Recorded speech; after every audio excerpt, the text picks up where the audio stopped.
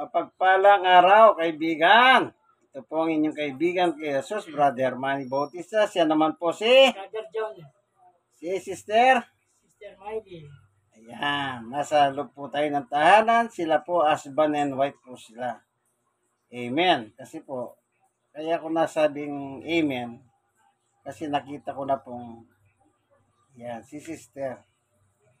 Medyo, sa tingin ko, okay po siya, no?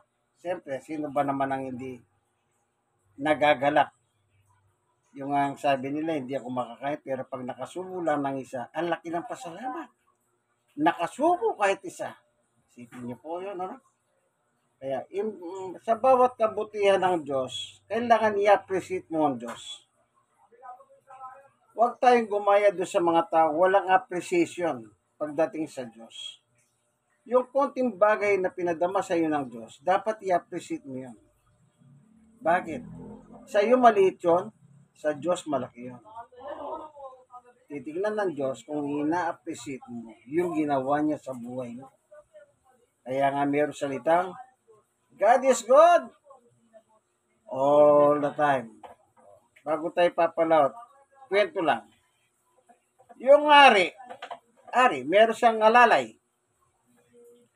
Itong alalay, walang sinabi, God is good all the time. Kahit sila pumunta, God is good all the time, sabi niya. Sabi nito nga rin, ay halika nga alalay. Bakit na lang ganyan na sinasalita mo? Wala ka nang iba sabihin kundi, God is good all the time. Sabi niya, God is good all the time, sabi niya. Pero hindi naman niya pinagagalitan. Kanya lang napunan niya yun. Ngayon, sa isang pagkakataon po, nahipit ang hari. Nahipit ito. Ibig sabihin, nung nahipit ito, naputol ito. At sagot ng kalalay, God is good all the time. Sabi ng hari, ano ka ba? Nahipit na nga, naputol na nga. God is good ka pa dyan. God is good all the time. Ngayon, ang ginawa ng hari, o sige, wag mo ko sasamahan muna. Diyan ka muna. Kumuha ng ibang alalay ang hari. Kasama yung bagong alalay. Siyempre, yung bagong alalay, wala sinasabi yun, ha? Ngayon, nakupkup po sila. Nahuli yung hari kasama yung alalay. Sabi nila, yung palang nakahuli ka sa kanila, mga satanismo. Sabi nila, yandog natin yan, hari yan.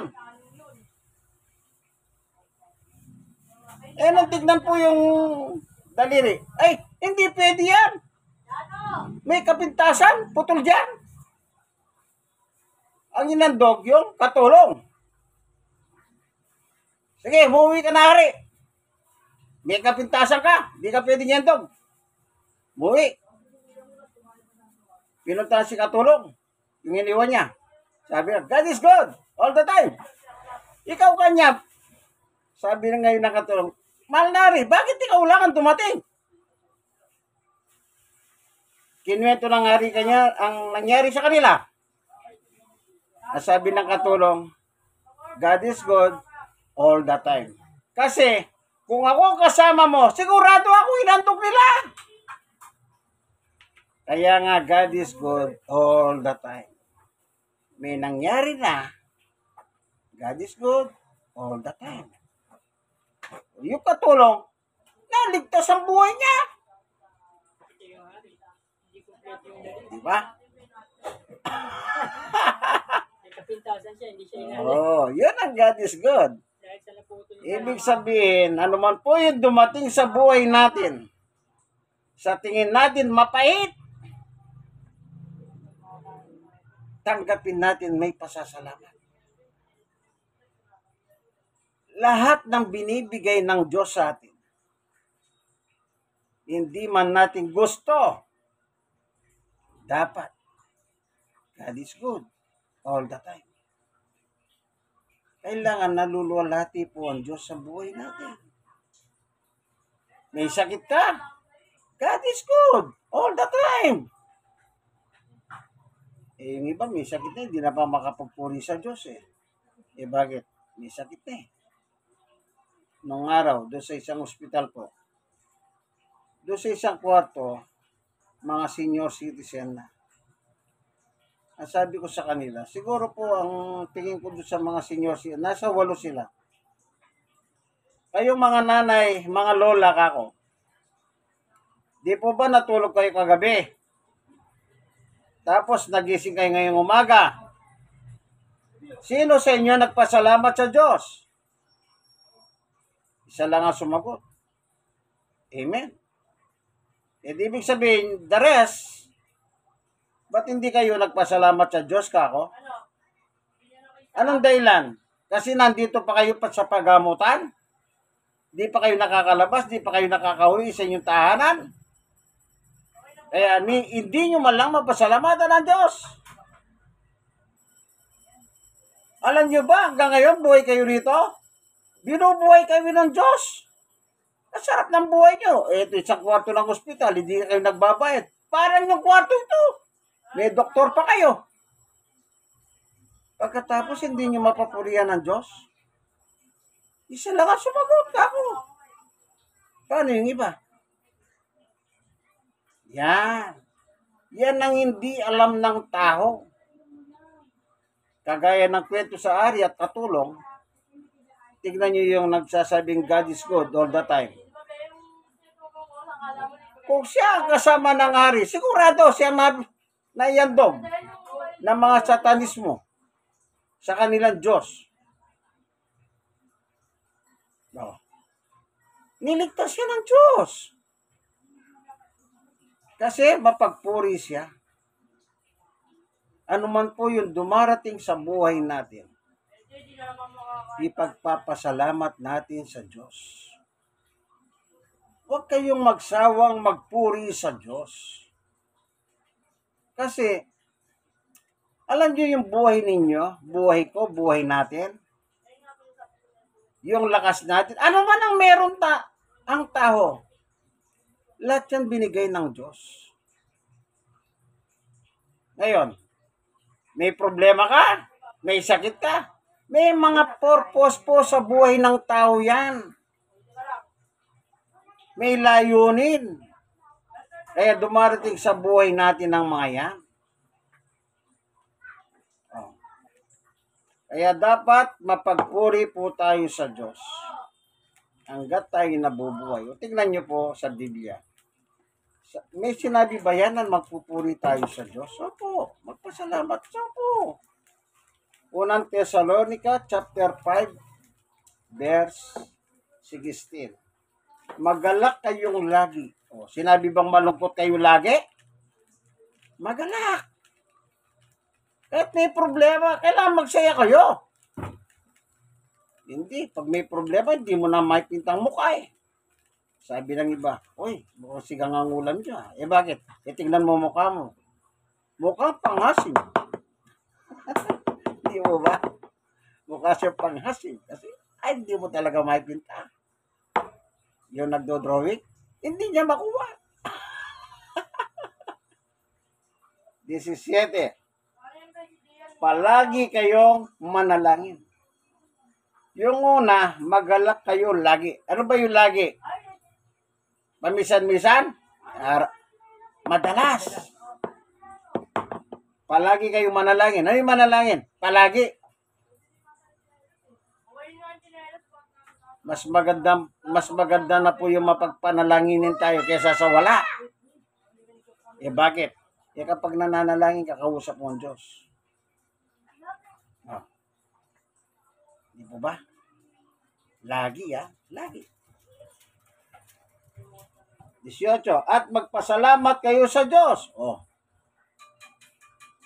Yan bang pagpapasalamat, kanino kalooban yan? Tuloy natin. Malalaman natin. At magpasalamat kayo sa Diyos sa lahat ng pagkakataon. Praise God. Salamat, Panginoon Diyos. Pag umutot ka sa ospital po, naopera ka. Tapos ano tanong ng doktor? Umutot ka na ba? Utot lang ang hinahanap ng doktor eh. Eh bakit? Hindi ka pwedeng pakainin eh. Kasi, ibig sabihin, pag umutot ka, yung bituka mong nagalaw, bumabalik sila sa dati. Naintindihan niyo po ba? Kaya ang hanap nila, umutot ka na ba? Utot lang! Ang hanap ng doktor. Tapos sisingiling ka, ang laki-laki. Tatandaan niyo po yan. Ano? Noon, sa probinsya, meron akong alam na yung chick. Pag umutot siyang anak niya, sa oras ng tanghalian, ang saya-saya ng chick. Bakit? Swerte! Yung utot. Kita niyo po, utot. Swerte sa kanya yun. Magpapakain siya. Yung nasabing yung chick. Kita niyo po, utot lang yun ha. Kaya mabaho yan, kaya hindi. Basta narinig niya umutot yung isang tao sa kanila, masayang masaya si chick. Yan doktor, pag umutot ka, masaya ang doktor. Kasi hanggat hindi ka umuutot, hindi alam ng gagawin ng doktor. Baka nagkamali siya. Pero pag umutot ka, ano sabi ng doktor? Ay salamat, umutot na siya. Absurdo siya. Oh, di ba ganon? Kaya mapagpasalamat. Utot lang, magpasalamat po kayo. Paano kung dito ka umutot? Meron bang umutot dito? Siguro yung mga marites. Ano pa?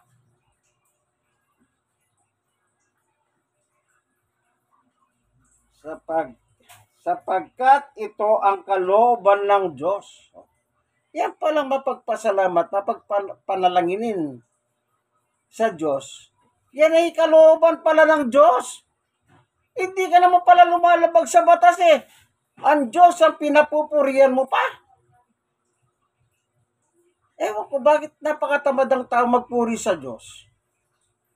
Kailan lang magpupuri ang Diyos? Halimbawa, kumain. Nang dumigay. Salamat po, Panginoon. Kung kailan dumigay at saka nagpasalamat. Paano kung hindi ka dumigay? Eh di wala nang pasalamat sa Diyos. Eh yung kinain mo, kanino galing yon? Lahat yan galing sa Diyos. Walang hindi galing sa Diyos. Bakit? Eh Diyos ang lumikha ng lahat ng bagay eh. Lahat ng kinakain natin, na Diyos ang gumawa niyan eh. Oh. Ano lang dapat mong gawin? Pasalamat. Okay, tignan pa natin yung isang talata. Sulat ni Pablo po, binabasa natin ha. Ito, sabi niya. Unang Timoteo 4:4. Basahin po natin. Ang lahat ng nilikha ng Diyos ay mabuti at walang dapat ipalagay na masama. Sa halip, ay dapat tanggaping may pagpapasalamat. Paano hindi ka makakapagpasalamat? Eh, Diyos ang nagbibigay sa iyo ng pagkain araw-araw. Ama namin, nasa langit ka. Sambahin ng ngalan mo. 11, bigyan mo kami ng aming kakanin araw-araw. Oh, hindi mo ba pasasalamatan ng Diyos dyan? Eh, yung kapitbahay mo nga, kahit panis binigyan ka, nagpapasalamat eh. Hindi mo pa nga nakain yung tsaka ka lang magmumura. Nung natikman mo, panis eh. Pero nang binigay niya, binobola mo pa yung kapitbahay mo eh. Mukhang masarap ito, kumare. Anong ibig sabihin? Sana sa susunod, bigyan mo na naman ako. Eh, nung matikman mo. Diba?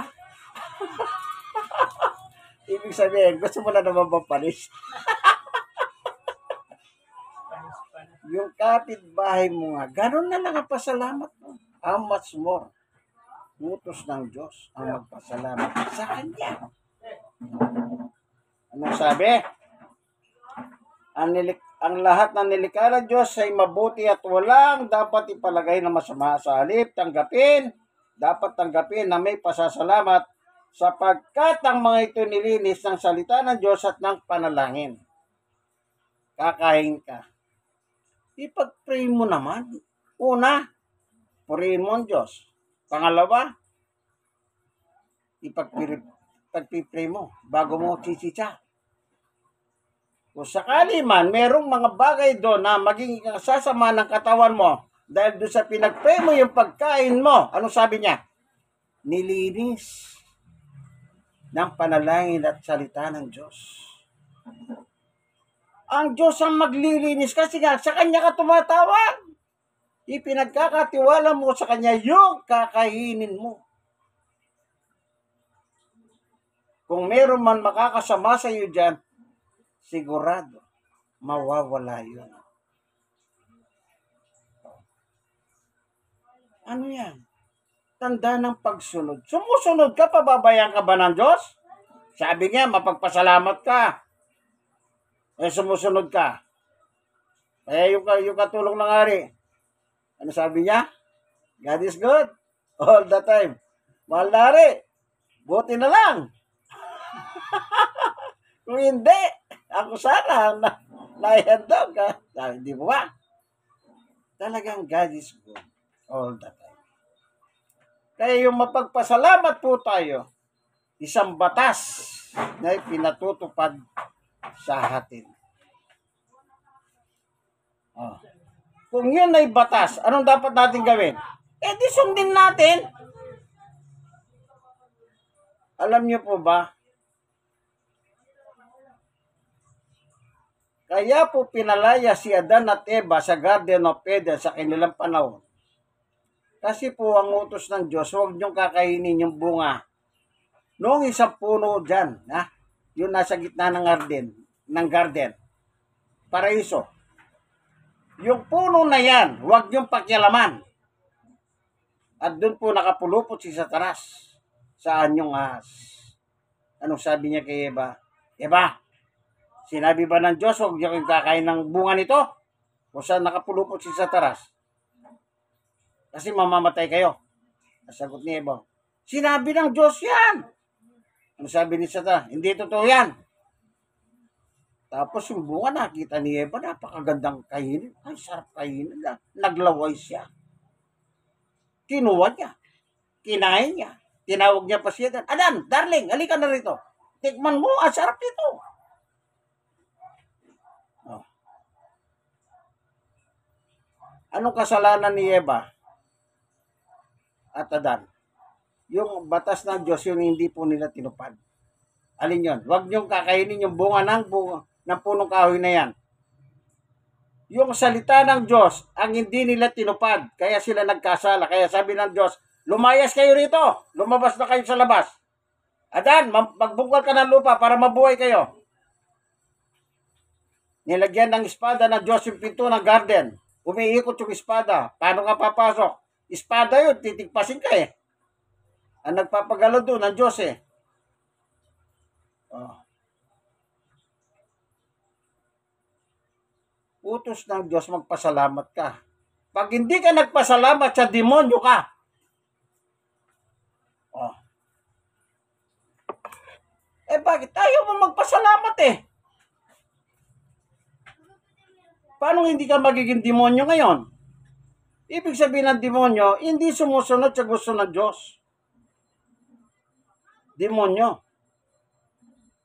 Sabi mo pagpasalamat eh, hindi ka nagpapasalamat eh. Pero pag may kailangan ka sa Diyos, kulang na lang, atakin mo,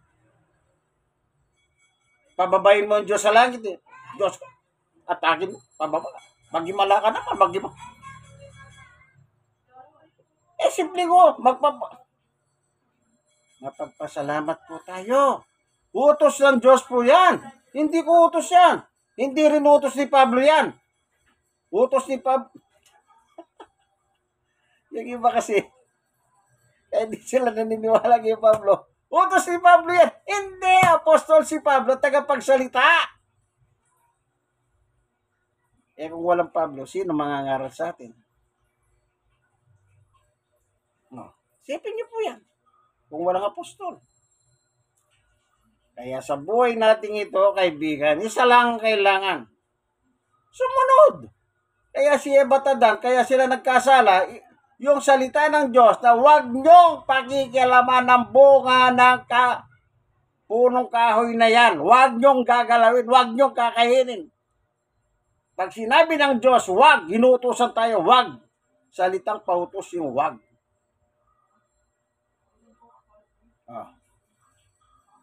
Doon sila nahulog sa kasalanan. Okay? Satanas.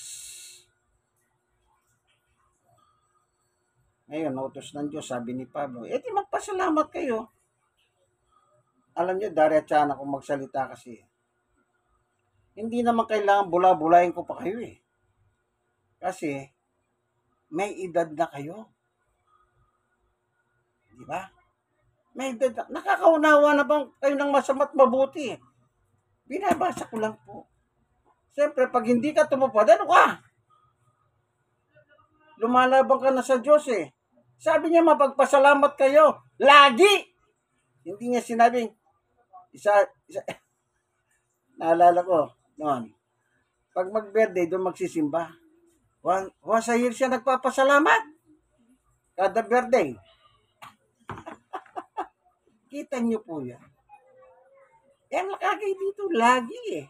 Ibig sabihin na lagi, panay-panay. Hindi po ba? Yang hininga lang natin, hangin. Dapat pinagpapasalamat natin yan. Bakit? Kaya kung alisin ng Diyos yung hangin mo, di patay ka. Sa ospital nga, ang hangin binabayaran, di metro ka. Gumagaron yung metro.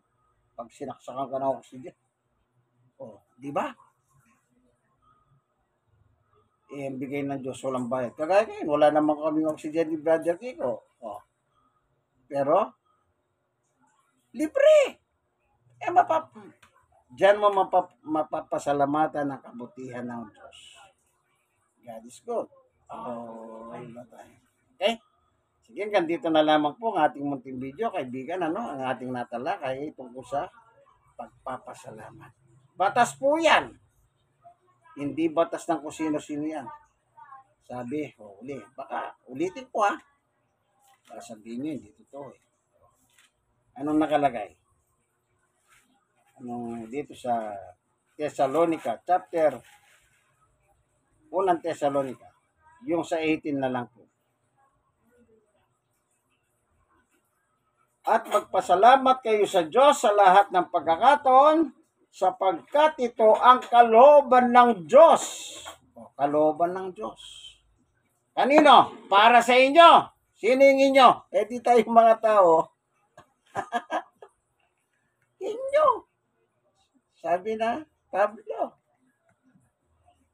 Kaya dapat mapagpasalamat po tayo, Yan dito na lamang po. Ito pong inyong kaibigan kay Jesus, Brother Manny Bautista. Siya naman po si Sister. Okay. Sister, picture nga tayo muna. Yan. Ayan si Sister, Nagpapasalamat po sa inyong panonood ng video. Sana po meron kayong napulot, meron kayong natutunan. Hindi naman po marites ito eh. Alam nyo, hindi na po kailangan mag-marites kami. Nasa Biblia na po ang aral. Huwag na po tayong lumayo tayo sa marites. Huwag nyo silang dikitan. Kasi, nasabi nila, darating ang panahon, magiging marites ka. Halimbawa, yan, dati yan lalaki yan, ba't kayong bakla na? Kasi kasama niya bakla. Kinalaunan, bakla na rin siya. Yung tomboy yan. Dati babae yan. Kasi barkada tomboy. Kaya tomboy na rin siya. Na-adapt po. Kaya kung hindi kayo mapagpasalamat, na-adapt ninyo si Satanas. Yung ginawa niya kay Eva sa Garden of Eden, parang ikaw po si Eva. Bye po. Sana po, pwede naman kayo mag-comment. Ako, welcome sa akin yan. Huwag lang kayo magmura. Huwag kayo tumulad sa iba na meron nagmumura sa akin. Sabi ko nga po, hindi ko naman kayo minumura. Bakit kailangan murahin nyo? Hindi ko naman kayo nilalait. Bakit kailangan lahitin ninyo? Kung ganito pong itsura ko, talagang ako na po ito. Pasalamat tayo, meron salita ng Diyos na napapakinggan natin. Dapat pasalamatan natin ang Diyos. Ano po? Ganito na lamang po, na like, share, and kayong mga nasiran, mag-share kayo. Ganito na lamang po. God bless us all po. Bye!